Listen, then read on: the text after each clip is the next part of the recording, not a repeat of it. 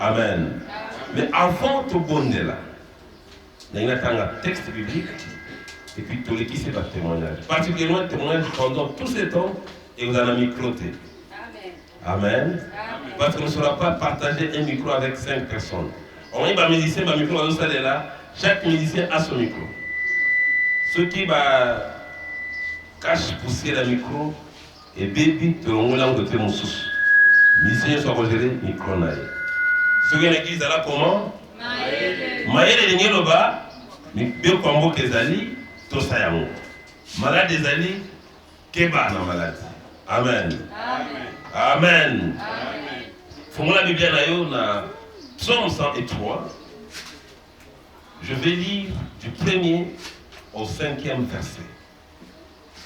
Et puis, on va ça va témoignage, quelques témoignages. Ah, on a regardé des témoignages. Mais je voudrais avoir même 10 personnes qui voudraient témoigner. Nous avons connu un temps difficile. Et pendant ce temps difficile, Dieu a fait de grandes choses dans nos vies. Amen. Amen. Alors, si vous commencez à commenter, rapidement dans la hospitalité, on va te donner l'occasion.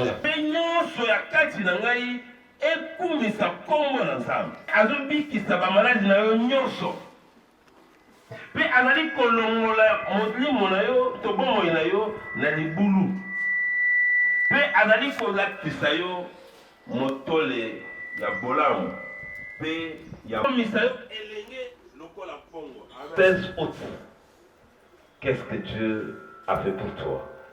Et c'est pourquoi molimo na yo esengeli après maman Titi et dans la papa janvier. Covid-19 et surtout dans Babel qui est aussi confiné, qui est au matin, la méthode qui vraiment avec Nzambe.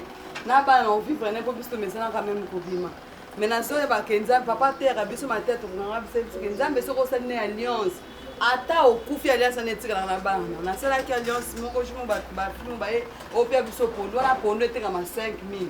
Na kabili ba pondo na binzambe. Bango ba ekolela nganzala. Ngana pesi bango na zane lote. Mais na lingi tima na bango leleka ona tika tola na nzala te bande ko nzamba salela kingai. Bino ole ko te uta ki na comprendre que photo ya lwa tota na misa pousse alliance na sala ka jour na ti le na binenza les zakate na bela ki makasi na bana na menza mabisu to file tanisi wa msiba confiance na komisi. So je remercie beaucoup le Seigneur pour mon grand frère Okase. Je commence par ça. Alléluia. Puisque papa benga kinga que nos grand frère abeli mais ma ami se bima kinga. Makamba salanga pour le mariage nanga, je n'oublierai jamais. J'étais en confinement, j'étais à Gombe pour chef na biso aboyaka. Donc kobanda jardinier, cuisinier, tout le monde. Tozala ke pana, tozali 4 mois kuna. Donc moi ya okende kutu kotala grand frère zala kité, moi ya okoma nda ko zala kité. Papa benginga no grand frère azobela. Ah, la bino nzamba ko sala. Ti na bengi ce mec nanga na encourager ye. Le lendemain na bengi grand frère na boni tozo solo la. Abi menzamba za munene. Yango na bandina on a témoignage wana pona grand frère nanga. Amen. Deuxième chose, c'était pour moi-même. Pour tous un immeuble intelligent, pour ceux qui connaissent Royal. Tous un 6e niveau, on a des Tosalara. Maintenant, je peux dire que le premier malade, il y a Covid-19, on a 5e niveau. Nous sommes au 6e, nous partageons le même essentiel. C'était terrible. Et puis, avant que tu aies là, on a tout na type un essentiel. Tozo matabiso mbale à côté na 5e, ngana côté par biso na 6e. Le lendemain matin, on nous appelle que non, le monsieur, le directeur de cabinet du ministre de l'économie est mort du Covid-19. Ah, obi ngana zaki na elobi, na sase. Je suis pas athée là, même si Zambe non, Zambe sunganga la malade vraiment esimbangate. Et puis Zambe asunga kinga un jour aussi ministre atininga binono kende na grand hôtel atininga makamoko boy. Na komi kuna bachenga thermomètre et ça li 37. Ah! Tipo ana binono papa vanda na pembeni. Ebi na banga abi menzambe. Donc na zwami oh eza nini yango. Avant on a près 2 minutes aya chenga sous thermomètre 36. Abi okota. J'ai beaucoup remercié Dieu pour ça. Amen. Et je peux dire aussi, je dis aussi merci papa à Dieu pour mes enfants. Pour Jacqueline oya mukewana, autako bela maladie moko donc. Nataki kutuna musala na bengi ka papa bino baya na ye na prier pour na ya vake l'hôpital. Moi baya na mwana, papa prier pour na mwana, papa kutapesa orientation biboke na hôpital tel. Bakena mwana kuna basali mana ba examen malade ata moko ezate. Donc je sais pas comment remercier Dieu pour ça. Et le dernier c'est Tabitha. Tabitha vous la connaissez tous. lobi lisusu nga naza na misala na ozonga kutu naza na kati ya taxi babengi oh Tabita akangami. Mais qu'est-ce qui se passe cet enfant ici? Motema esuka kinga papa. Na bondeli nzambe kana kati ya taxi na se ya motema bizambe sunga mwana oyo à se rétablir. Qu'est-ce qu'on va m'expliquer à la maison? Abi mwana avana ina kiti asali ka boy. Mwana sali boy bamoni mwana kutu azolo balisusu. Ta sali ka boy kaka. Mwana azolo balisusu te. Ti babondeli mwana. Netolo babo yaza en bonne santé. C'est pourquoi je voulais remercier encore Dieu pour ça. Vraiment Zamba kuma mama kasi na nenga bateli biso. Zambe poaza malamu. Ngai banda na yoka ete chaque année il faut que ça la couper sa prémisse et pas nzambe na tanga ka mukolomo na banda ko be méditer na zotanga na moni qu'il faut que couper sa prémisse et pas nzambe chaque année. Ngabi oh chaque année lui sous prémisse nzoka ndebe soto ka sa prémisse ezaka ya yambo. Nzoka ndé chaque année il faut couper sa prémisse. Na zoaki mokano eza esalisko 2 ans on a tanga ki likambango.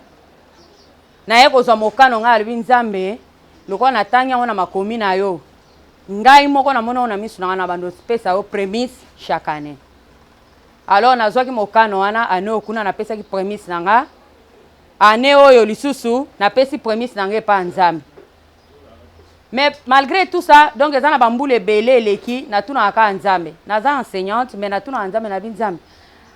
Oyo salaire penze simba te ki ko lukate ke na kene pa liboso na ngina zane loko moko boye na ko banda osala ka pene donc à côté ya musala na ngai nazo bondela nzambe na osenge mbongo en même temps nazo senga epe sagesse divine na bondela ka te ko koma na mois de février vers la fin ou bien mars vers le début idée moko yelinga d'abord on vers le mois de février idée moko yelinga ke na sala ba vente ya ba crédit natini mwana na kankokolo na senga place papa janvier mwana bando sala mwana komo sala wana à un certain moment à lembi tango a lembi na yeko tinda mwana mususu abandi sala mais dans l'entretemps nazo bonda na binza minga lingo pesa nga place na okiko teka malamu na prière wana kande balibiki nzamba sala kati la bato mwana nga mibale Emmanuel alobi na nga maman ezana kioske moko place wana mutu moko bana ko sala susté ko solliciter te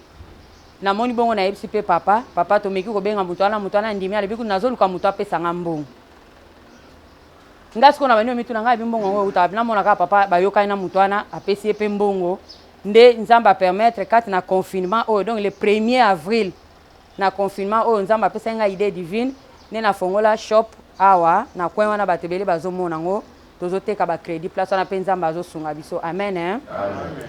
Deuxième témoignage na ngai kaka kati na confinement période avant na nous biloko to banda ba confinement pensez moko yeli ngai na bina somba masango papa banalo to somba semoule ba mama msuba bite to somba ka masango ba mama na ba pesi par na ba onga pe na pesi par na ngana bito somba ka sac ya masango to sombi sac ya masango to tiena ndako to niki bandeko bino to bato mususu ba ndako bunda te kolo masango komi 5000 komi 10000 ngana zaki kati na kimia tozolia na biso fufu awa nzamba sunga ki biso alleluya yango na tatoli nzambe nazo tatola nzambe susu parce que abateli biso libota na biso mobimba toyoki sangwa kufa te malgré ba confinement malgré ba difficulté ba maladie malgré nyonso ekokai koleka nzamba abateli biso na lekaki pe temps moko très difficile to pe nazo leka temps difficile mais nzambe azoko baka ko fortifier nga na santé na ngezo tungisanga mais nzamba azoko ba ko fortifier soko talinga okokanisa ke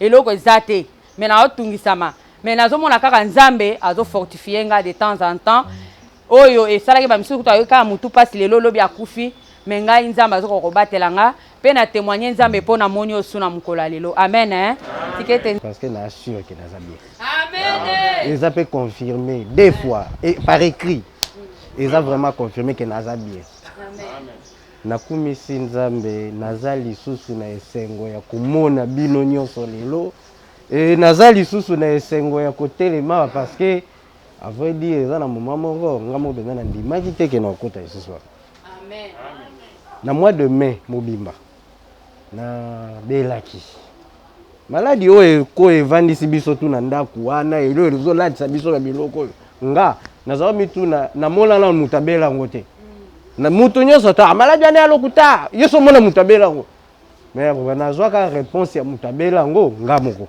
Amen.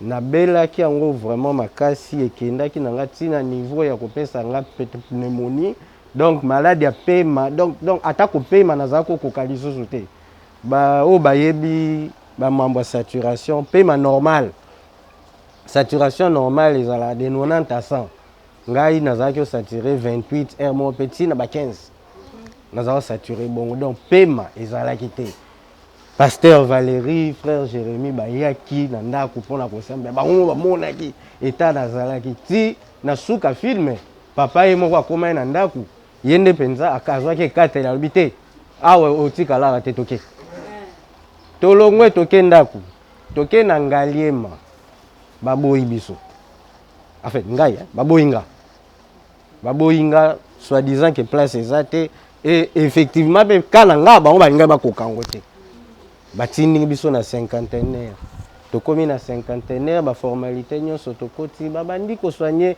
docteur abandi déjà tala yo nazomona suspect yo basali test boye positif naza nango ka deux jours test wana ebimaki ke naza nango nde azalaka omona abandi nga bango batraitement ya covid ti test mpe bimi nazali testé positif mais je vous assure nazalaki na troisième niveau wana mobimba pavillon wana mobimba bato ezalaki plein mais mutu moko kaka ndakufaki te ngai nga kaka nde akufaki te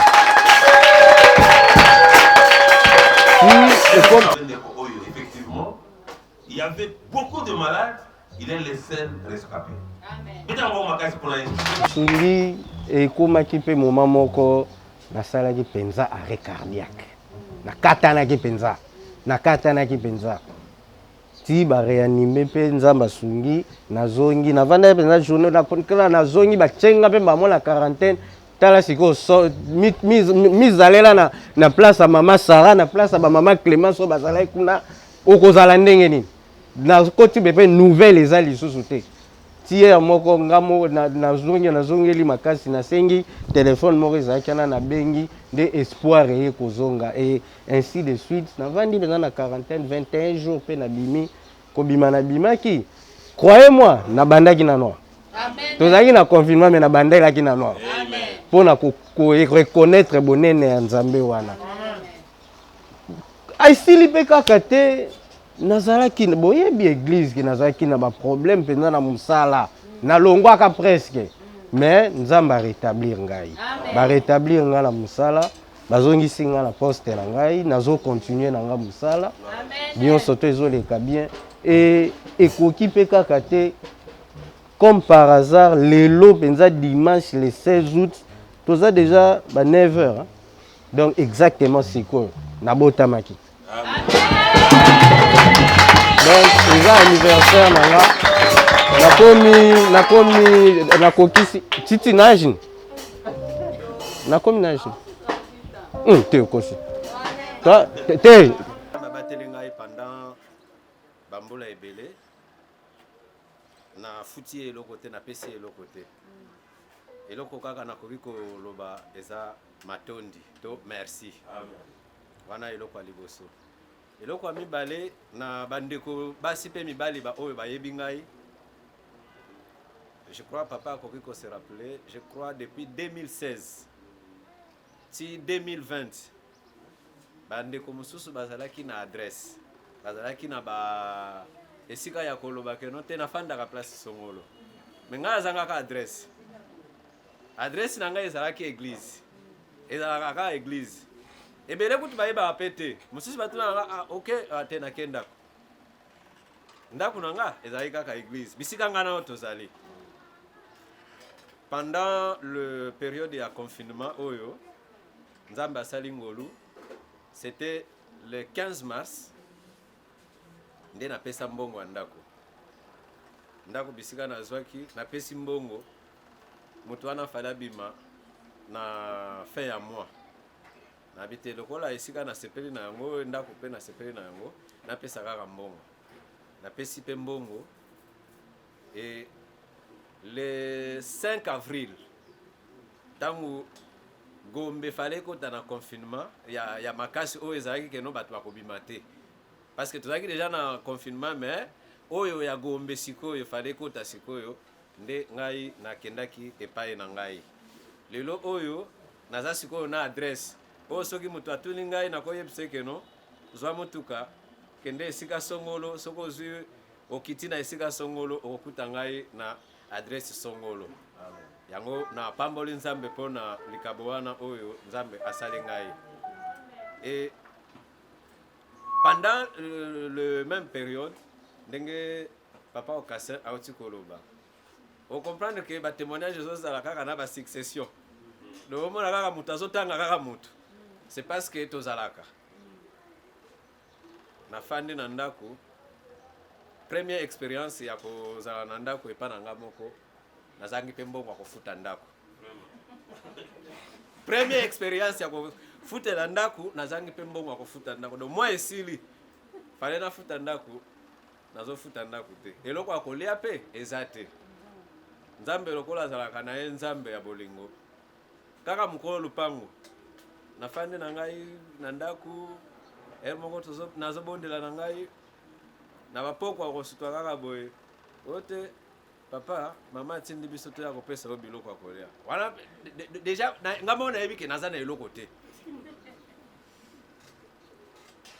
napesi nga mpe biloko ya kolia nale na ngai mpe me mbongo na ye ya ndako nao nafuti te do naza niongo na ye ya ndako azokosanga susu niongo ya biloko me nzambe asali ngolu ke après un moment tango papa ye kobenga ngai mpona makambo ya papa Okassin abi te nazotinda ndeko Jérémie azoya kuna mpo bokende kobondela mpona papa Okassin toke na hôpital ote ase abimi na hôpital nabengi mama Sara abi te toza na ndako tokomi na ndako tobungaki mpo baadresse ezalaki nano komplike tobungaki kutu après toye kobenga tokomi na ndako omoni na periode wana ezalaki ata moto atie kaka yitie donc confiance eza te ata moto akosoli lelo kutu tozoloba toza pembeni na periode wana na bakote mosusu donc surtout soki bayoki ke uti bakote ya Gombe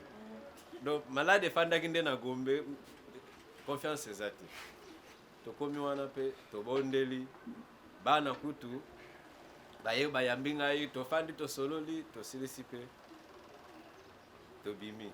Mais état où tu papa Okassin so talo lobi te est-ce que lobby ekosimba ou bien lobby ekokoma te mais confiance na nzambe wana asali biso ngoluke lelo oyo toza pena papa na biso Okassin aza en bonne santé et ya kokamwa ke na batu nyonso bazala nzinga na ye na mama Sara oyo abandaki ko mela na ye soyi ye mutu abandaki kolongola ye komema ye atikali kozala atteinte na maladie wana. C'est pour te dire que soko oza na nzambe kangama na nzambe mpo nzambe wana aza nzambe ya bolingo. Papa Okassin abeli akomi ti na niveau ya bonbonne ya kokota na banini ba respirateur mais mwasi na ye oyo azalaki na ye nzinga tous les jours na bana oyo babandaki ya komatela ye batikali kozwa malade te. C'est parce que nzambe abateli biso yango esengeli na témoigner parce que nzambe aza malamu nzambe apambola moko na comportement la vie spirituelle. Lorsqu'il est arrivé ici, c'était au mois de juin il y a 2012. L'église de Zaki a pratiquement 2 mois. Et Dieu m'avait convaincu qu'il devrait servir à mes côtés. Ma responsabilité. Mais j'ai eu des difficultés pour accompagner la vision. Amen. Parce que pasteur Akoya n'a qu'à changer là pour la PPRD. Et mes frères, oh yo, vous avez la vérité. Vous comprenez là, les papas. Mais yo dans l'église, vous, t'as les gars, c'est pas ta propre veste, cravate. Très beau garçon. En 2014, Dieu l'a imposé à l'Ouépa Labango, à Yakoban de l'église. Il a vécu avec moi ici à l'église. Il dormait ici. Et puis même des jours qu'il partait, j'avais en même temps la joie de le laisser partir et la douleur parce que c'est lui qui encadrait les autres ici. Sur le plan de comportement et discipline. Je sais qu'il manque une chose là pour moi. Amen. Tout le monde de la Zambie pour appeler ce mois-ci à ma langue. Je sais que Mich déjà ils ont bêta bêta, mais l'année prochaine avant le mois d'août à Robala. Amen. Amen. Dieu l'a transformé. Même sur le plan, même la Moussala. Parce que je vous dis que quand il est arrivé ici, il vendait le pain dans Semiva. Il vivait de pain. Ce n'était pas quelqu'un qui pensait qu'il fallait aller à Gananda. Dans le monde, on n'a pas à comment comme la balabala. Dans mon éducation, il y a un culte. Dimanche, tu es toujours comme la balabala. Il faut avoir combien de 2000 francs parfois. Il faut arrêter. Il faut faire attention. Dieu nous a conduits à Zoé Moussala comme sentinelle. Il n'avait pas un salaire important dans Moussala. Mais c'est dans ce travail-là, à sentinelle, que Dieu l'a amené aujourd'hui comme collaborateur à chef Naé. Il travaille dans le domaine de la toile de l'homme. Monsieur secrétaire. Secrétaire numéro 1, il y a c'est justement la il a commencé davantage. Dieu prend les gens du néant pour les faire asseoir avec l'écran. Amen. Amen. Que Dieu soit loué. Tu peux. Attends mon côté. On a que 5 témoignages, mais je voulais en avoir 10. L'invité pourrait témoigner. Il fallait qu'il y ait l'empressement de témoigner. La monnaie va témoigner. Je ne sais pas. Mais pour la première fois, et c'est ce qui est au c'est pourquoi tu vas t'élever. T'aimes ce que Zamiro. Quand il s'est collé à mon endroit, au cas où il va balabala, au côté va mettre tout cas. On est bilan que parfois, on est monté à l'ambité. Autant où il y a une pongi, parfois on est là dans le qui est habité. Nul ne comme toi, le Dieu merveilleux, glorieux. Nul ne comme toi, la source de vie. Nul ne comme toi. Oh, la baba, Seigneur, sois loué. Oh, Dieu de grâce, sois magnifié.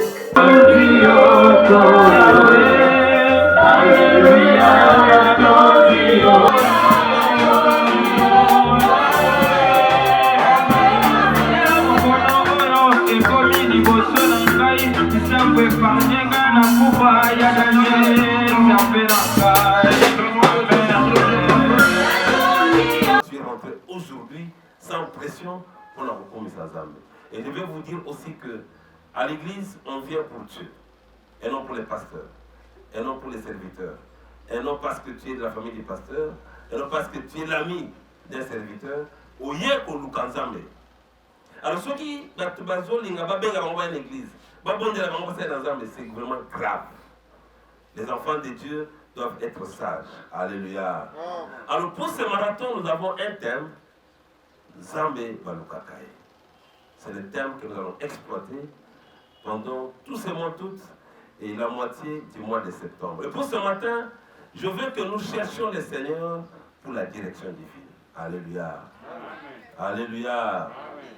Naïna bisayo boye. Okoyi ko senga Nzambe bomengwa mokili. Mais ceux qui ont senga Nzambe sika esengeli okende. Eloko esengeli osala eleki misolo. Eleki ndako. Parce que ceux qui ont découvert les sika Nzambe azomema yo, ne okuta na lipamboli na yo. Alors tongo la lelo, Luka Nzambe pour la direction du consulta l'Éternel en disant, monterai-je dans une de villes de Juda? L'Éternel lui répondit, monte. David dit, où monterai-je? L'Éternel répondit, à Hébron.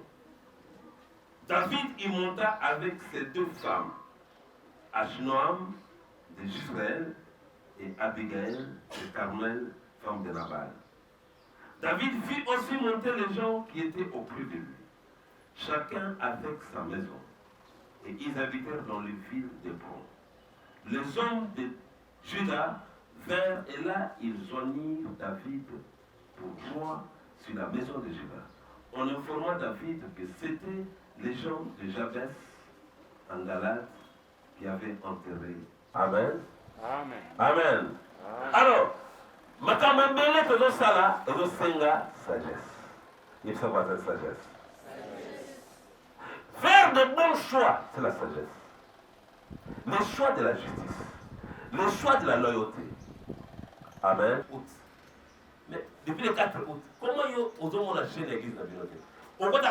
Il y a des gens qui publient tout le temps. Il y a des politiciens, ils ont beaucoup de choses dans le monde. Les témoignages sont passés là-bas. On va les sélectionner. Et sur 15 minutes, on peut les mettre tous les témoignages. Tu vas prendre un témoignage, de tiens, on a YouTube. Amen. Donc on va faire passer des séquences. Séquence d'adoration et qu'on ira à adoration. Séquence, il y a air d'alliance et qu'on ira air d'alliance. Comme ça, pour que, imagine le temps où on a été, donc 4 à 4 ans, pour que, alors, il y a une église d'ailleurs, partagez yango. Donc partager. Commenter, partager. Comment on va dire là-bas? On les a mis, on a like, on commente, on partage. Et puis on s'abonne, on clique clochon.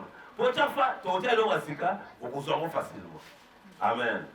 Consomme un méga pour la Colanda Blo et à la Mokana FCC. N'a pas moussou soirée. Somba méga nayo, contact évangélisation. Amen.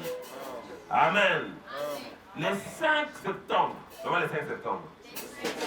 Et vous allez la salle. Merci mon frère. Tu as permis, Seigneur, que nous reprenons le service de culte. Merci pour la vitesse que tu nous donnes. Merci Père, parce que tu es disposé à nous conduire selon ta volonté. Que la gloire revienne à toi, parce que tu es Dieu. Au nom puissant de Jésus, nous avons ainsi prié. Bien-aimé, pour le Kanzambe na ton alelo. Na telemi la qualité ya berger privilégié Nicolas Libota. Na nguya nzamba pesi ngai. Na zolo ba ete ndengo ya kina esika oyo eza ndengo kozonga te. Zambo yo koluka amona ka bitema ya batu. Ayoka ba prière. Zambo na kota na motema na yo. Zambo na pambola yo. Zambo kutana na yo. Na kombo na Yesu.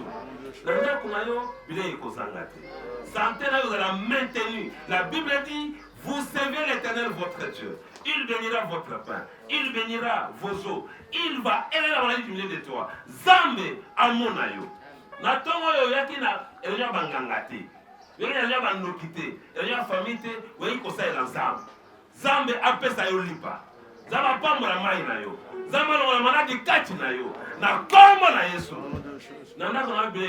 Bonjour. Après 5 mois de fermeture des églises, on a repris chemin Oh, c'est un plaisir énorme, c'est un plaisir énorme. On a repris le chemin de l'église, c'est quelque chose qui nous manquait beaucoup. Voilà, et maintenant on est voilà, que Dieu soit loué. Voilà, on a suivi aussi beaucoup de mariages. Merci à tel du côté de la fait grâce. Non, la maladie existe bel et bien, la maladie est bel et bien là, elle existe. Et les gens ne se trompent pas. Ce n'est pas aussi difficile que ça. Respectons seulement les gestes barrières et ce que les mesures prises lavons-nous les mains, portons le masque et tout ira bien. Merci. Modèle.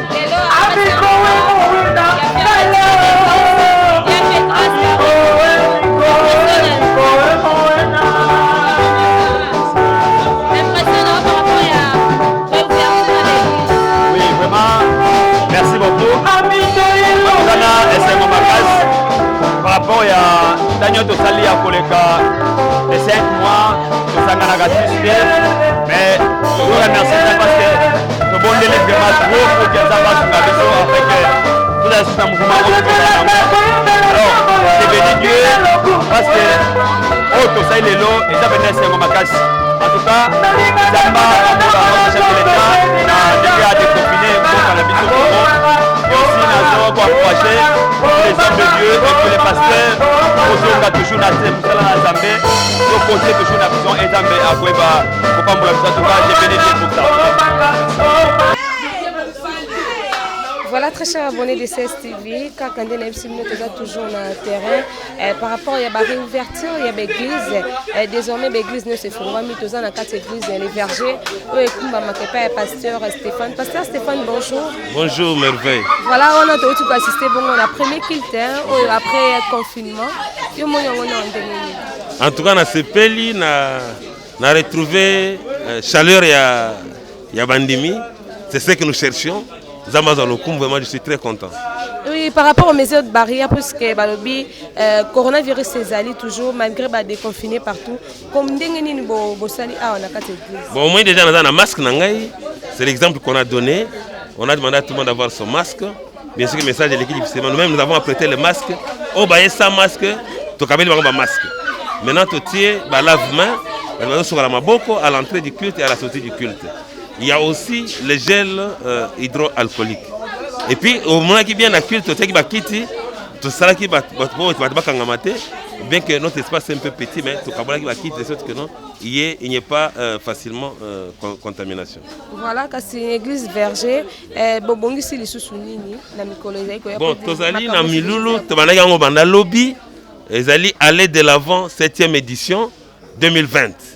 Toujours le bel assure, le thème est simple. Nzambe baluka kaye. Neti la kilte lelo na lobeli sur la direction divine. Mutu nyonso azoluka esika kokende. Place ya kosala musala. Mutu akobala pona ba voyage, ba faire. Esengeli otuna epa na Nzambe. Epa na Nzambe soki mutu apose mituna Nzambe na biyano. Olie banda koyima yima. O banda kolanda batoli ya bandoki to ya ba famille to ba réseaux sociaux. Et c'est très important pour nous. Nous sommes là de lundi à jeudi de 16h30 à 19h. Et puis vendredi de 8h à 16h. Et les dimanches comme aujourd'hui de 7h30 à 10h30. Merci beaucoup, pasteur. C'est moi qui vous remercie. Un message à l'église